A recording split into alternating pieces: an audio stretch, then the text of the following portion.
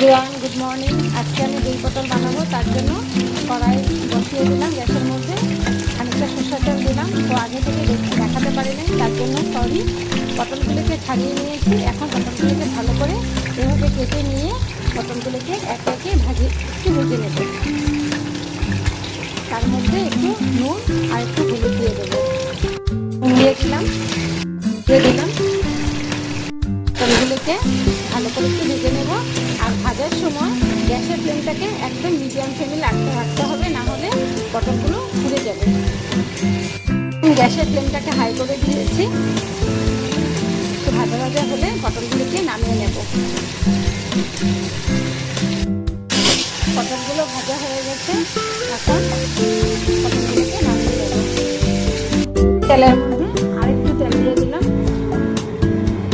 ফোড়নে দিলাম কাঁচা লঙ্কা, আদা বাটা আর কাঁচা লঙ্কা,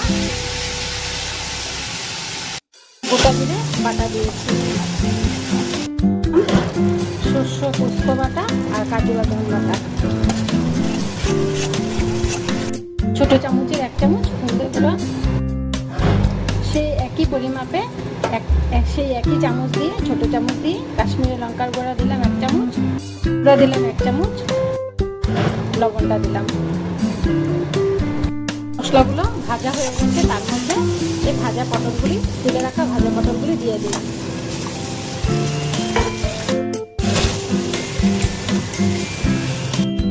আরেকটা ছোট্ট টিপস, যখনই কিছু বানানোর সময় দই দেবে, তখন গ্যাসের ফ্লেমটা একদম লো করে নেবে, নয়তো দইটা কড়াইয়ে দেওয়ার সাথে সাথে ফেটে যাবে। তার জন্য এখন আমি গ্যাসের ফ্লেমটাকে লো করে দিয়েছি। এখন এখানে 2 চামচ দই দিয়ে দিলাম, কম হবে তার জন্য আরেক চামচ দিয়ে দিলাম। দিয়ে একদম লো ফ্লেমে পটলগুলিকে নাড়তে হবে, তারপর মিডিয়াম ফ্লেমে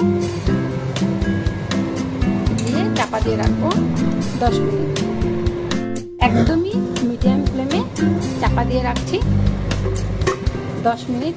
কিন্তু 10 মিনিটের ভিতরে আরেকবার ঢাকা তুলে দেখবো, যেন মশলাটা আর পটলগুলো কড়াইয়ে লেগে না যায়। 10 মিনিটের ভিতরে আরেকবার আমরা ঢাকা তুলে দেখবো কেমন হয়েছে। সব মশলা থেকে তেলটা ছেড়ে দিয়েছে। এখন একটু নেড়ে পরিমাণ মতন জল দিয়ে দেবো আর গ্যাসের ফ্লেমটা বাড়িয়ে দেবো। চিনি ছিটিয়ে দিলাম, মাপ মতো একটু জল দিয়ে দেবো। এটাকে হাই করে এখন চাপা দিয়ে রাখবো আরও 5 থেকে 7 মিনিট।